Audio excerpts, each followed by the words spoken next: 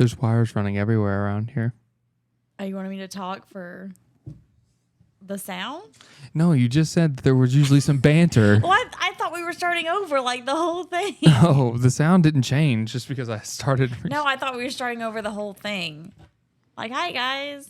We are. Okay, well, you said there's banter before. There's banter after we say who we are before we like jump into our talk. Have you not been here the last 4 podcasts? Do you not know how it goes? What's up and welcome back to the podcast. My name is Zach. This is my lovely wife, Montana, and we are the Russenbergers. And these are the conversations that we generally have after our kids go to bed. Yep, hence the title.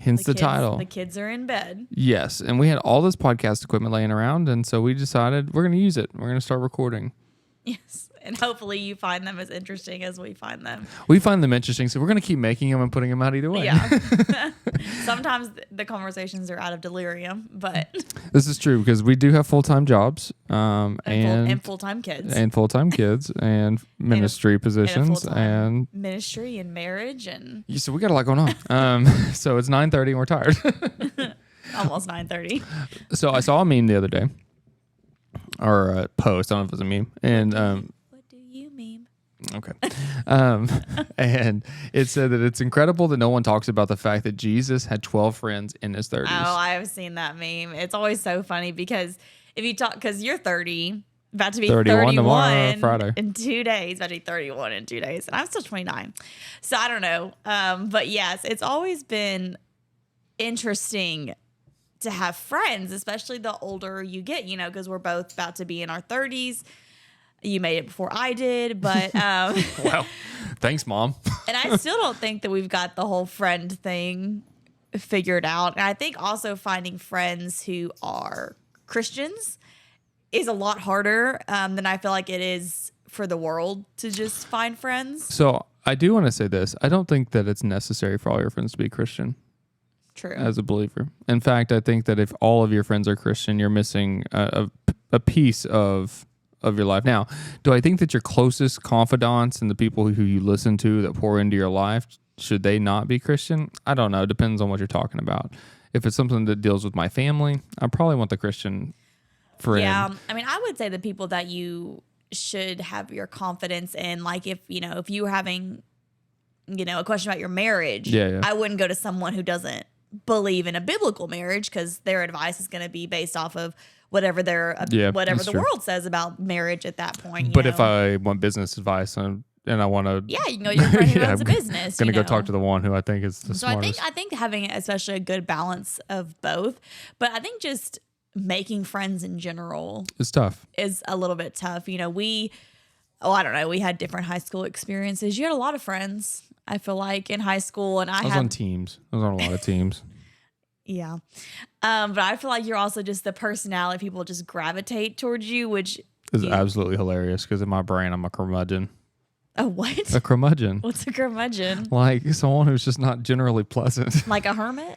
Kind of like, I'm trying to think of like a character that you would see that's like a curmudgeon. Like a Gru. Squidward? Yeah, Squidward. Or like Gru on... Despicable Me. Yes. If you notice, all of these references are kids' movies. And I've actually never seen... I don't watch much SpongeBob in my life, and I don't know. It was around when we were kids. It was my brother watched it. I kind of missed it. Anyways, I don't think that you're that way. You made that maybe your spirit animal. Yeah. But I don't see you that way. I think a lot of people gravitate towards you. They just like your energy and, you never quite know what you're going to say kind of thing. But I never. Thank you. Yeah, I never had that in high school. I had like a few friends, but they were never like best friends.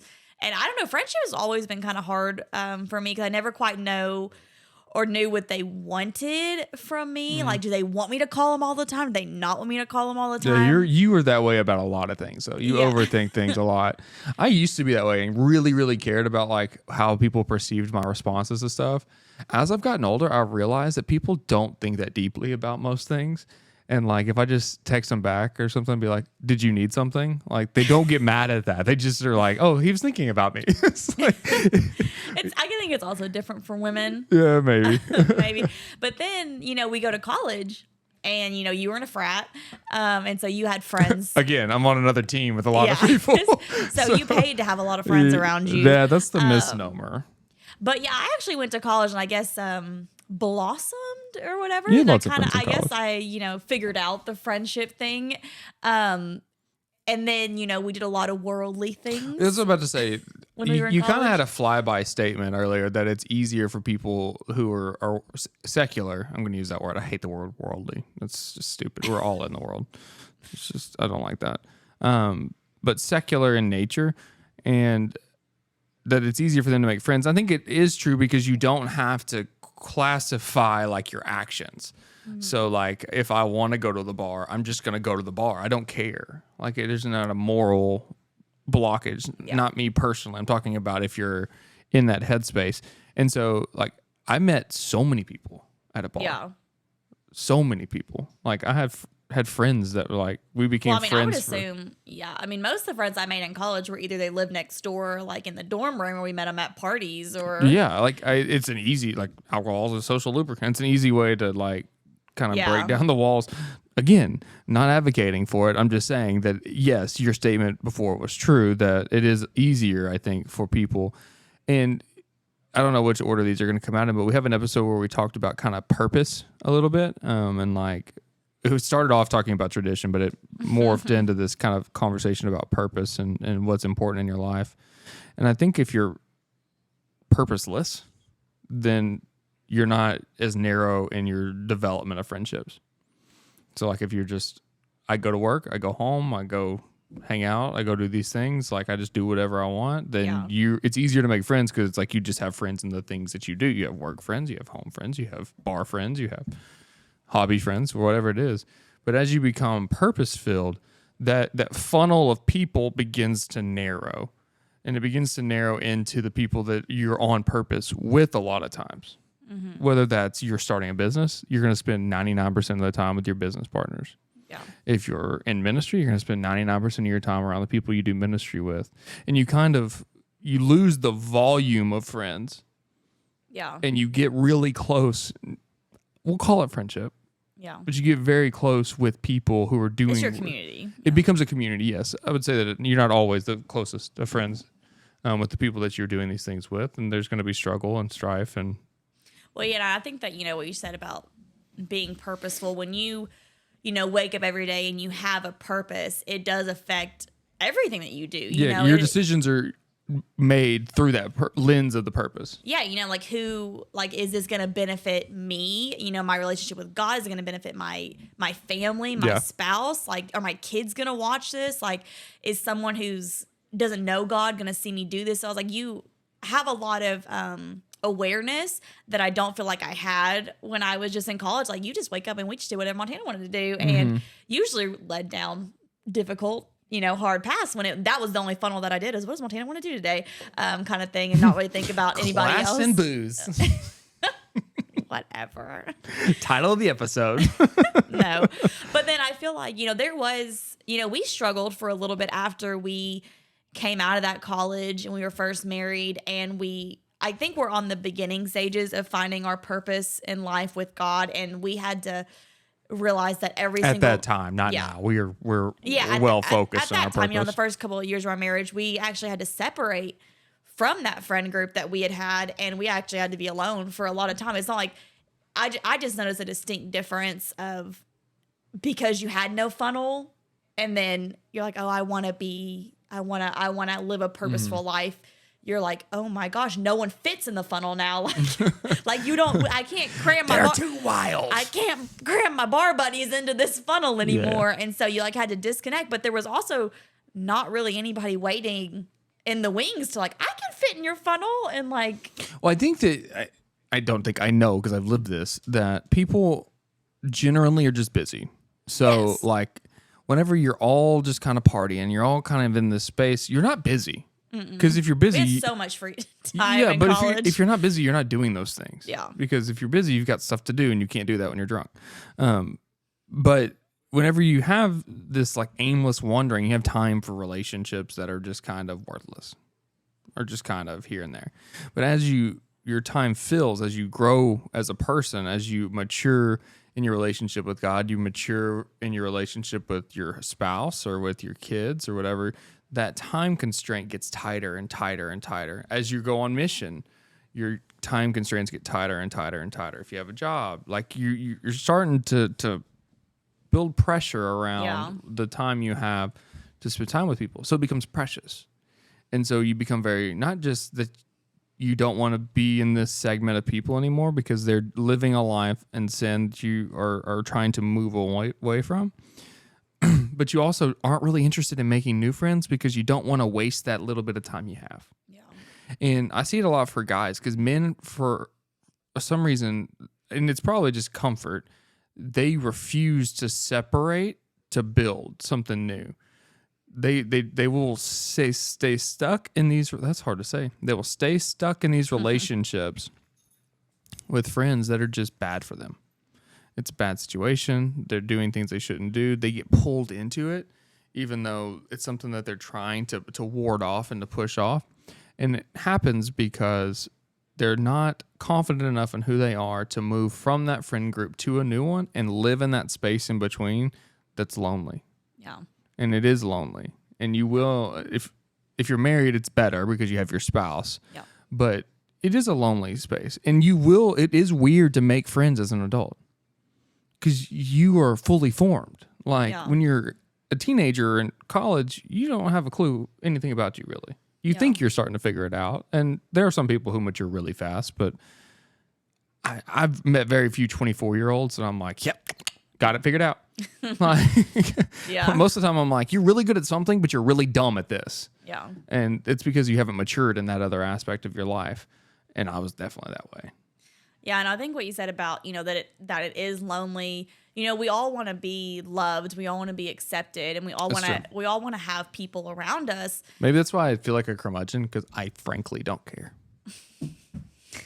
Anyways, as humans, we all want to feel some sort of love, some sort of acceptance. And so, but, we did go through a lonely time, like I said, after we separated from that college friend group. And, there wasn't just a friend group waiting in the wings, to join us. And I will say that we didn't try a whole lot. Like, we went to church and we just expected the young couples to come and find us. Here's what I'll say. We went to a different church for a period of time. I don't know why we went there. We just did. We drove a long way to go to this church. And they had a young adults meeting. I wouldn't even Tuesday night class. Tuesday nights. We already went on Sunday. I mean, we're talking like 40 minutes from our house. Yeah. And so we went once or twice on this Tuesday night.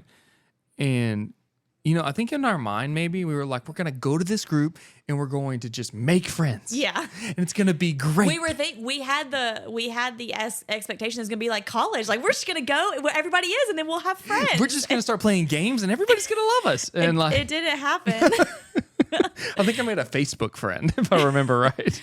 And I don't, it was nothing against that group, but what I felt, because it was young adults, we were probably 22, 23. So we'd already been married for at least 2 years by here. And these were all people who were young, not maybe dating, maybe or engaged. Older and just got married. Like we were in a weird, we had been married longer and were younger than everyone. Yes. it was a weird cross section. Yeah, it was, but yeah, no, I think that's what we expected. And so we tried it twice. We're like, gosh, it's just not clicking. And so we stopped going, which I think was probably a mistake. I don't know. We should have stopped going because we had a wonderful church 5 minutes from our house. Well, yes. I was like, everything happened for a reason. But then, even when we started at the church we go to now, we still kind of just went to church and just kind of expected because we're in the same room as everybody. It's all going to click. And it didn't, honestly. No. It really didn't until we started putting ourselves out there. Like we went to camp or we volunteered, and then we were in a virtual group because we were in the middle of COVID, and that's really where we started the plug-in process. Well, I started a little bit before you because you're a curmudgeon. So I started. I was actually purposeful for something else. So yeah, I think that was, it took us actually taking a step and willing to be vulnerable, and because it's something that we wanted and we desired to have friends who also lived purposeful lives and lived purposeful lives for God. And so if you are a young, a couple out there and you want to have different friends, and you want to have purposeful friends and, kind of break away from the group that's not the group that you don't need a funnel for. I just encourage both literally and metaphorically. Yeah. I just got that. Oh my gosh. I just encourage you to keep trying. Because I feel like that's something that we didn't do for a long time. We just kind of expected stuff to happen because that's what we had built our friendships on before. But, it's kind of like how the Holy Spirit changes you. It also changes how things work. It's not always going to be easiest to break away from that because you kind of have to change your strategy of how you make friends. But what I found is that all the other couples that we're friends with, we're all trying to do the same thing. I was like, it is really it wasn't funny. easy for them either. Yeah, it is really funny to look around now that we've the walls are starting to kind of come down and like people are building friendships and relationships around us and not always with us, but around us. Mm-hmm. And it is funny because it's like, it was just the vulnerability of saying, I want a friend. Yeah. Like it's like little, and that you want, a godly friend, a purposeful friend. It's like little Timmy just literally needed a friend. And it's like all they had to do was just say something. That's kind of how the vulnerability we had to kind of go back to is kind of like in elementary school. It's like, hey, we just want a friend. We just want someone that we can talk to, that we can read the Bible with, that we could go have dinner with. And it's someone that, again, they go to church and, they're at our same life stage and stuff like that. You kind of had to go back to that vulnerability. And I talk to so many young people and couples right now that they just truly, they want to break away or they've broken away, but they haven't found anybody to fill that spot yet. And I'm like, I get it. I've been there. I know it. But it's something they desire. And I was like, well, just admitting that that's what you want. I was like, but then also taking the steps. I was like, we admitted to each other, gosh, we just want some friends again. Like, it'd be nice to have some friends, even though we love each other, it'd be nice to not hang out with our parents always on the weekend and things like that. And so, but actually making the effort to try and find them and trusting that God has friends for you, people for you to do this life with. Just kind of how you trust God that he has your spouse and he has your kids already planned and things like that. But I think definitely taking that, admitting that you want a friend and taking that step to finding them, because it wasn't as easy. It had to have a different approach than the before. Yeah, I think couple things. If you're in this place where you're struggling to make connection with people that you want to be in community with, specifically faith community. I want to talk about having friends outside of that in a second, but if you're looking to build friends in that community of believers, you have to first be vulnerable. Mm-hmm. Or let me back up. First, you have to pray. Yeah. You have to go to God with it and be like, hey, I'm struggling with this. I need community around me. Go and pray. Second thing, go and be vulnerable. On Sunday, walk into that church, find someone who volunteers there and ask them how you get involved. Yeah. That's the simplest way to do it. I was like, you see a young couple in the lobby, go talk to them. Yeah. But even if you're uncomfortable with that person who's serving has authority to do something. They've been given a role, and then they know who to talk to so you can be connected with a group of people who have authority to and if your church has like small groups or they do events, like go to those, and then don't just stand in the corner. Yeah. Don't run in as soon as it starts and leave as soon as it leaves. I think that's a next level of intimacy, though. I'm talking about literally like this just puts you in a position where people have to talk to you. Yeah. And so you are meeting other people. And if you're uncomfortable with meeting other people, which a lot of people are in today's day and time of online and COVID and all of the things that screwed everybody up, just getting on a team where you have to say something to somebody will help you kind of begin that process of needling down.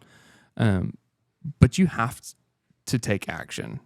To think you're going to walk into the room every Sunday and someone's going to come talk to you, they should, but that doesn't mean you're going to develop this relationship. All of the people that I am closest to now, and most of them are related to ministry and things of that nature, are people who, one, I sought out to talk to, but B, they actively sought out to be a part of it. And so we've developed a relationship because it was dual purpose. Like I was going to them, wanted to meet them, wanted to get to know them. They wanted to come and meet me and get to know me. And so we were able to develop friendship that way. But that only happens because both parties were willing to act. Like if I just go up and talk to somebody, it's like, oh, he's just trying to get me to come to Boy Man. Yeah. It's like, well, yeah, I want you to come, but also I really might want to be your friend. I'm typically not super transactional like that. Yeah. But you have to have action and you have to be about action. If you really are serious about making friends, growing community, and developing that. And be encouraged that God doesn't want you to be alone. Like he designed you to be in community. He designed us to be in community. You know, he himself was in community, you know, God the Father, God the Son, and God the Holy eternity. Spirit. Yeah, so ever since, you know, the beginning and forever, he will be in community with himself. And so he wants us to be in community. So have that encouragement and that belief that your community of friends are out there. And I was like, but again, it's kind of like your purpose, you know, it's out there. You got to take it. You got to take it. You got to take action on it. You got to pray about it, and you have to take steps forward with it. It's the same with your friend community group. And again, we went into church just expecting it to happen and just be there, and we weren't taking the action. There's a culture in church, a lot of times it's like wait and see. Yeah. Pray and wait. And is there a time for waiting? Yes. Is there a time? Because there's going to be times where it's completely out of your control, and all you can do is pray. You know, there's nothing that you can do to change anything. So there is when you have to just pray and see. There's never a time when you're trying to make connection and relationship where wait and see is the right answer. No. There's not, unless you're literally on an island by yourself somewhere. You're waiting to see if the boat's going to show up. And you need a miracle. That's the time you get to wait and see. Like if you want to develop a relationship, there's a billion trillion books written on how to make profitable relationships, positive relationships, mutual relationships, relational relationships. I'm sure that what's his name? Maxwell's probably got 16 laws of relationships. I don't know if he does or not, but there's a trillion books out there on how to develop relationships. The reason that is because it takes action. It takes a strategy. It takes development. It takes energy. It takes you being willing to go and to make those friendships. But I think the easiest way is one, pray. You do need to pray. You do need to take that to God. It's a struggle you have in your life. Don't be anxious about anything, but in everything through prayer and supplication with thanksgiving. Let your request be made known to God. I had to finish it out, I guess. But pray. Take those things to God, those things you're struggling with. Men, don't be too proud to pray. That should be a t-shirt. And take that to God if you're struggling with it. And be honest with the fact that you are. Don't think that you're doing fine by yourself. You're not. It was literally from creation. God said it was not good for man to be alone. Yeah.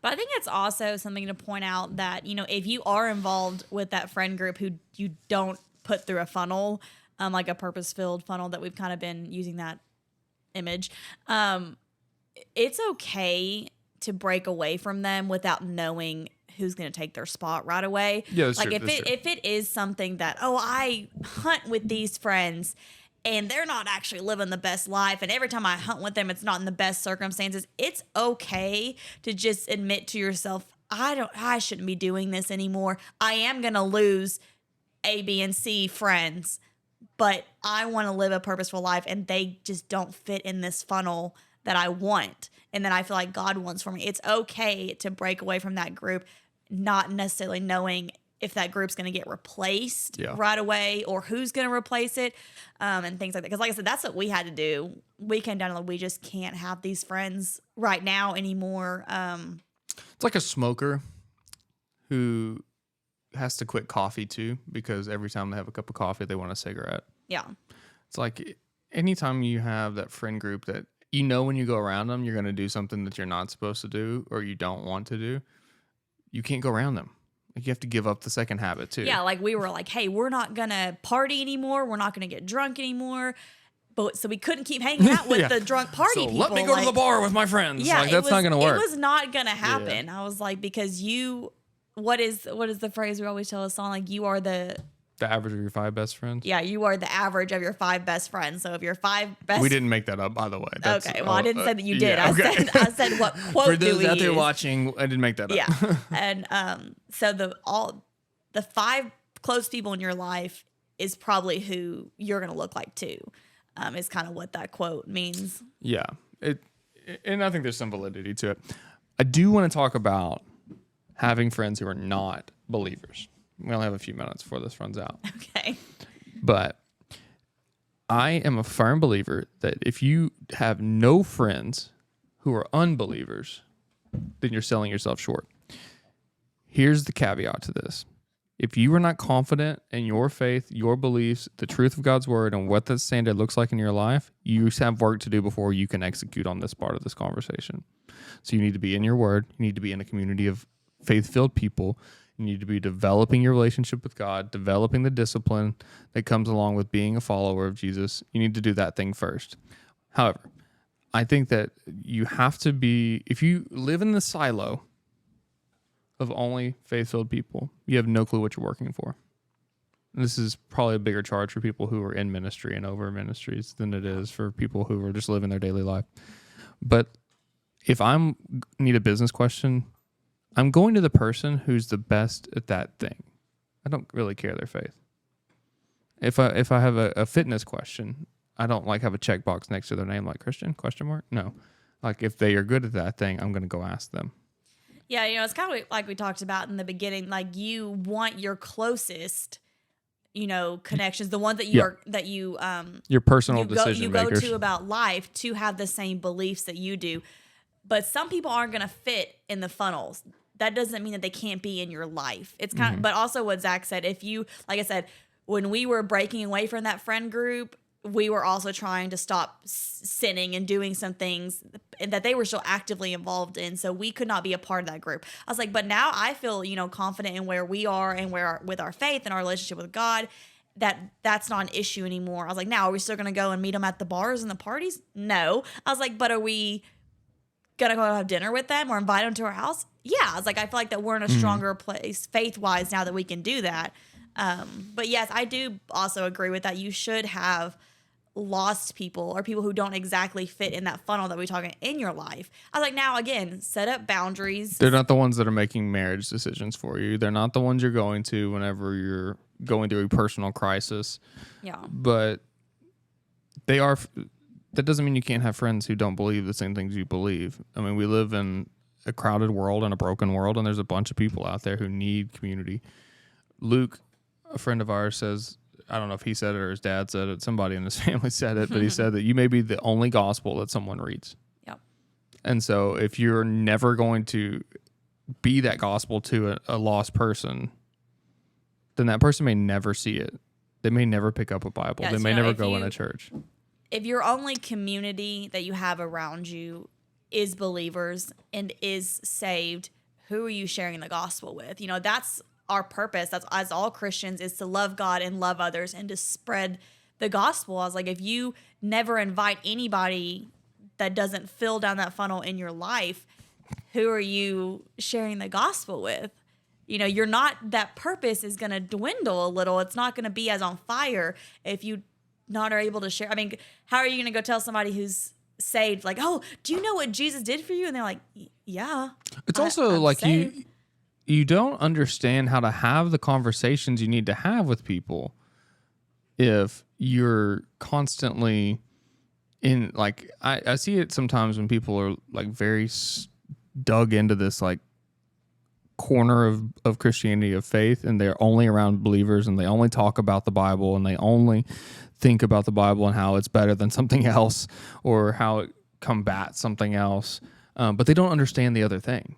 Yeah. And it's because they don't talk to anybody who believes that thing to be true. Now, the Bible is truth. It's defined as truth. It's aletheia. It's a Greek word that means it's now. The Bible's truth, like I'm Zach and you're Montana. So as a believer, we believe that it is the standard for all things to be true or false. But that doesn't mean that someone else doesn't believe the same thing about a different document or a different set of beliefs. We know ours is correct, which someone's going to be upset with. But if we don't understand what they believe is true and have those conversations and understand that point of view, you have no way to build that bridge. Yeah. You're just running into a wall. Because if you're just like, I got the Bible and it's it.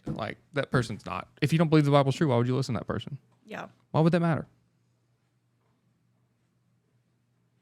I agree. So I have a friend who's a non-believer. Yeah.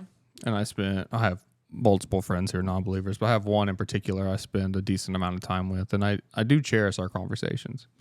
And we do talk about things in a different way. I spend a lot of time with Christians. I spend a lot of time not just with Christians, but people who are in Christian leadership and ministry, who are studying and growing and pushing and to learn more and to know more. And that is valuable too. But I get to have these conversations with this person who lives outside of the parameters that I do.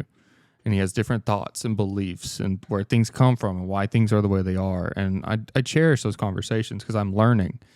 I'm learning about him. I'm learning how to bridge those gaps. And frankly, in his life, and the same is true if you're a non-believer, you're not willing to speak with a believer and learn and grow and understand what they believe, then you're no more valid than we are, vice versa. Like that wall's still there. There's no bridge that's connecting the two and to have these conversations. But from my point of view, he may never get the opportunity to hear the gospel or see the gospel if I don't have a conversation with him.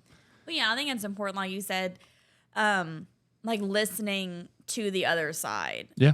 Like, again, but that also goes back to you have to be strong in your faith as well as not be swayed. I was like, but again, you can't expect them to listen to you if you don't listen to them. And I'm not talking like, oh, let's sit down and have a theological conversation. I'll do that too.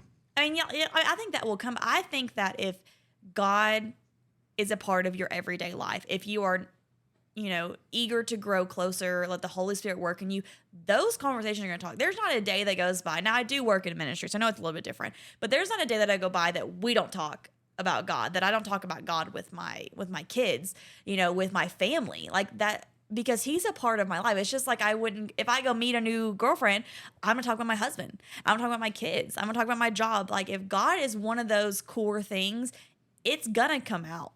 Like if, your friend, if hunting or disc golf or whatever, running is one of their core things, it's going to come up. I was like, so that's what I believe. It's a part of God's a part of your life, and he should be the biggest part, and he's going to come out in any kind of conversation. He's going to come out. It comes up a lot for us too, because I'm a pastor and you're a director at a church over a ministry. And so we are not just Christians and believers, but we are vocal. The name of the channel is Bold Conversations, and it's that way for a reason. Because we don't want to shy away from having hard conversations about anything. And so it always comes up. It's like one of the first things people ask. Once they know that you're a pastor or that you work at a church, they just start asking questions. We teach a class in our men's ministry called Pillars, and part of that is we have 3 pillars, king, prophet, priest, that line out what it means to be a point man. And the prophet piece of that is to be the one that people can come and ask questions to. Yeah. And that you're open and able to answer the questions when they come. And I think that's valid. I think it's super important for people. But again, you have to have those connections, those friends. I heard this thought a long time ago. I think it was I don't know if he created it, but I heard it through Joe DeSena. Joe DeSena is not a believer in God. And the God. He believes in something. But he founded Spartan Race.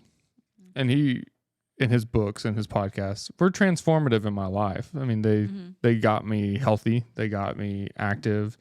They got me back in touch with what it meant to have my faith, even though he doesn't believe in the same things that I believe. Nutrition, fit, all the things. But he had a thought that he said one time on a podcast, I'll never forget. He was talking about his personal boardroom. And he has the people, like the 5 people around him, that they help him make decisions for his life. When you're developing your personal boardroom, you have to be careful who's at those chairs. They're the ones who are going to have the most influence into your life. I mean, it's just like the quote, with your 5 Yeah, but friends. I think it's a step deeper, because that's just a generalization. Like, hey, I'm out with these guys. 4 of them are doing something, then I'm going to do the same thing. Yeah. This is saying, like, I've got the chairman of relationships, and the chairman of marriage, and the chairman of faith, and the chairman of fitness, and the chairman of, like, all of these people are investing in aspects of my life, and they're helping drive different aspects of my life. You have to be very careful who has a seat at your table. And so if your table is full of people who believe that your God is a fool, that believe your faith is a farce, that you believe that your marriage is doomed, your kids are going to hell, like you should be able to do what you want. No one has a right to tell you what to do. That personal revelation is truth. If they believe all of these cockamamie ideas, I just got really southern for a second. They believe all these crazy ideas, then you're eventually going to end. They're helping direct your life. Yeah. But if you're focused on building a boardroom of people who are investing and love you and care for you and have the same faith as you and are driving you in the positive direction, you'll have an incredible opportunity to have other people pour into you and to use all of that to push forward in your life. Yeah. So if I could leave one takeaway for today, it's to, one, build bridges, don't build walls. People believe different things than you. Have your core group of friends, but understand that it's okay to have conversations with people who don't believe like you. But when you're building that boardroom of the people who are pouring into your life, be exceptionally specific of who you allow to sit down at that table. Yeah. But yeah, so to end it, to kind of go back to the beginning, just admit that you want friends. Yeah. You want purposeful friends. You want godly friends. Very and true. You know, that's what we eventually had to do. And then also take a step. Even a small step like asking to volunteer or like going up to a couple. I was like, you know, just take the active step to make relationships with people and then trust. And if you're one of the people who is very active and likes to talk to new people, do it more often. Yeah. Meet more people. Give them a high five. You'll be shocked how many people are like, high five. And they're like, yeah, okay. And then also be okay with the waiting. Like I said, we were alone for several years without any other friends, basically, than our parents. I was like, and it got to kind of like what I said about the infertility. We got to grow closer together. We got to grow closer to God. And those are things that also helped build our faith stronger. So then when we got those godly friends, we were able to go out and start talking to the lost and being friends with them as well. And so there's always a reason. You know, there's a reason for this season or whatever corny thing that everybody says. But God has... I can't roll my eyes further into the back of my head. But God has a plan for everything, and everything is a part of His will. And so just trust that God wants you to be in community. That's exactly how He designed it. And then, you know, if there's a friend group that you really just don't want to be a part of, break away without having spares. You know, it's don't give them a seat at your table. Yeah, don't give them a seat at your table because it'll break. You thought that was real clever. I did. You didn't say anything to it. You thought that was real clever. I did. Yes. All right. Question for the day. Oh, me? Come up with a question. Oh gosh, about friends. I guess how have you made? Yeah. What's a tip to making? Yeah. What's a tip to making a purposeful friend? You know, or what active step did you take to make a purposeful, godly friend? Just one. Yeah. I don't want a dissertation on there. That was one, and then I rephrased it.